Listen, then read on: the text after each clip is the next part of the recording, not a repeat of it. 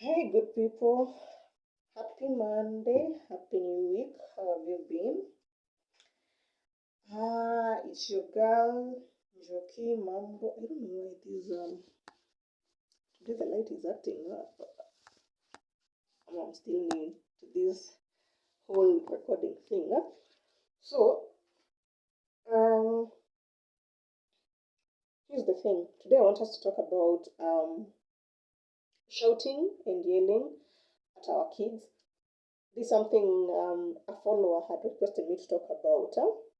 And I've just done a post on Facebook about the same. You can go on my Facebook and read it if you prefer. Visual content or written content, yani. But here's the thing, when you're shouting at your child, it's usually a manifestation of something that's going on inside you because usually we shout as a response to something the child has done.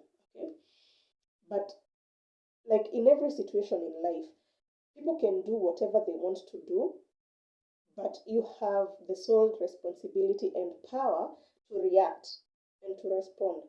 So when you're responding by shouting and yelling, it's a manifestation of the power you have or don't have within you in terms of regulating your emotions, how you respond to situations. Um, just basically, it's in you. Secondly, shouting and yelling at your kids might seem like quick fix to situations, to making your children act better, to make them behave better. But that's a band-aid solution. That's like a short-term solution because usually shouting and yelling just does more damage than good to you and your child and the relationship between the two of you because sorry, one, when you shout, you've just handed your child an extra brick to continue building a wall between the two of you. This child will never be able to come and open up about stuff because they know mom will just go off and start screaming and start shouting and start telling me nasty things. So instead of shattering the wall between the two of you and making it a conducive environment for the two of you to have conversations, what you'll be doing is you'll be helping them build a wall higher than what is already there.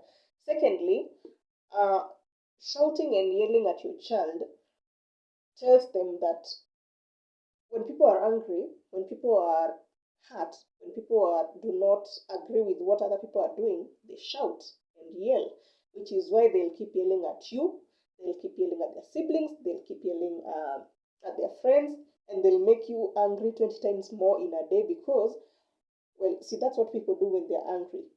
Remember, we said parenting is usually like a monkey see, monkey do situation. It's usually rarely ever what you tell them that they do, it's what you do that they will learn.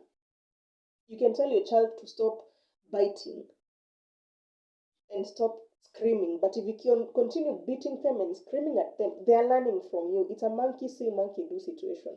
So if my child sees me yell at him or at the sibling or at my partner, I'm basically teaching this child that when a human being is angry, the right thing to do is to start yelling and shouting and cowering whoever is the recipient down. You're not teaching your child how to handle negative emotions positively for their benefit. You're telling them to have outbursts. Okay. I want you to consider this. If your boss were to yell at you every single time you do something wrong, how would that make you feel? I know I asked you this about I asked the same question in the last video where we were talking about beatings, but I want you to imagine a day in the office where everybody screams and yells when something wrong is done. How would that make you feel? How does it make you respond to situations at the workplace? What does it do to your day? What does it do to your mood? I want you to imagine a situation where your boss screams or your colleague screams, where everybody's just screaming and telling you, you're doing this thing wrong. You're telling when you scream at your child, you're ruining their day.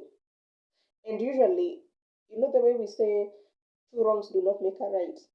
Your child just made a mistake, okay? But you yelling at them will not make them do better. It just makes them subdue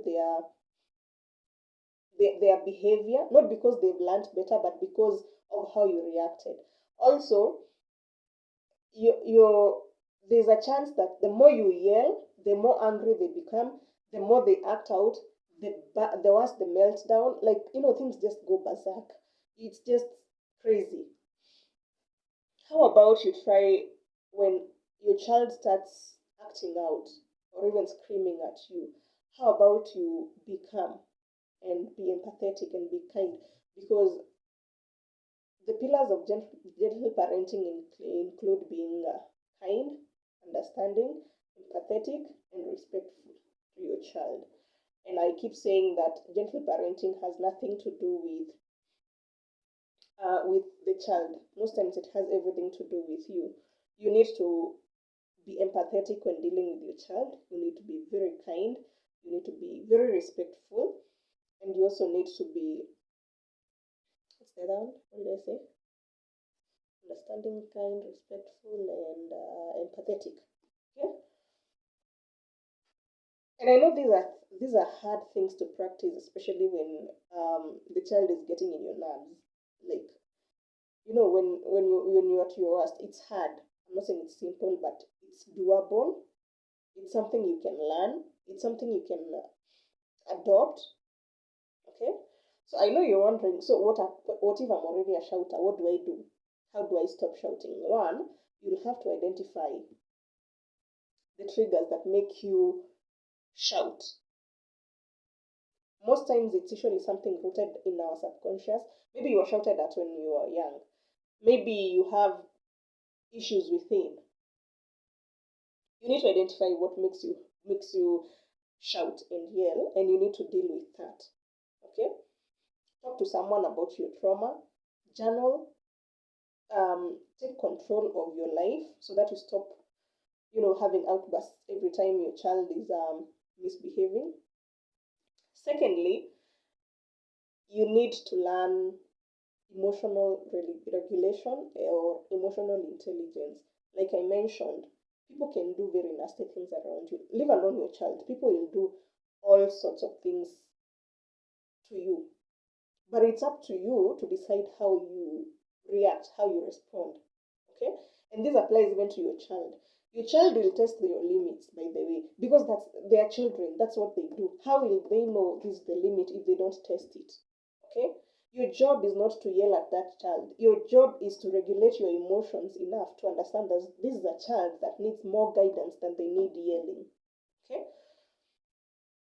The third thing you need to do is find a way to boost your moods even before you deal with your child. Okay? I usually say we pour from a full cup. If you're having trouble with your emotional state, your mental state, you're just at a bad place, you're most likely to be irritable. You're most likely to be triggered by even the slightest things. You're going to get angry. You're going to have outbursts. So the best thing to do is boost your moods. Sing, listen to happy songs, do the things that make you happy, eat healthy, ensure your mental health is at the right place, ensure your emotional health is at the right place. This way, it's easier for you to sit down and analyze situations before you start shouting down at your child. Okay. The other thing you need to do is you're the adult in this relationship. It is your responsibility to guide and understand your child. Okay? Stop acting as if you're at the same level with your child. Your child is like way here down and you're like up here. You need to understand that you're the adult in this relationship. You are in charge of the situation. How you respond to the situation determines the relationship you have with your child. You need to learn to do better. Literally, be the adult in the room. Shouting is not respectful. Even when you're shouted out, you feel disrespected. How do you think your child feels when you start shouting and yelling? Be the adult in the relationship. Thank you for being here and have a great week ahead. Bye.